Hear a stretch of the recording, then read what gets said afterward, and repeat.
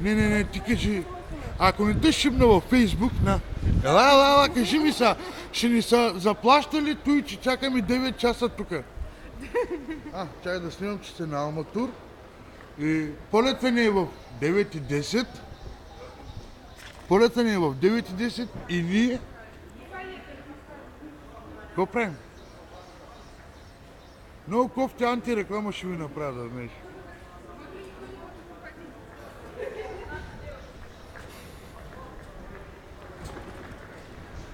Госпожа, разкажите нам, сколько часов надо было вылетать? Не, серьезно, я это поставлю в интернет. Да, Да, и на Алматур, это девушка там, которая, да? да, Алматур. А вылетать нам нужно было в 9 часов.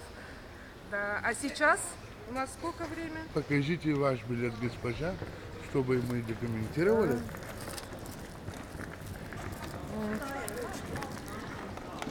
Вылет в 9:10. Да. Да. А оказывается, что? А оказывается, у нас вылет там на табло 18:40. Рига.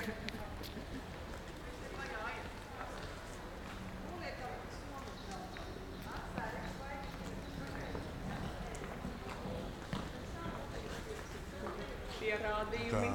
Evidence. Evidence. Evidence.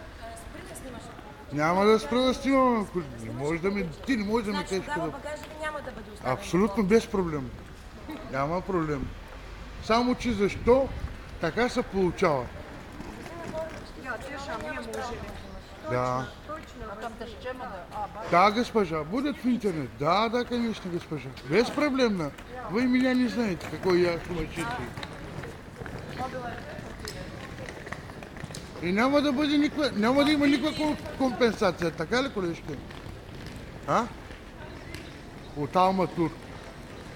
Значи Алматур Рига е виновна за целия проблем. И няма да ми вземеш багажа в офиса, защото снимам, така ли? Добре, нямаш никакви грижи.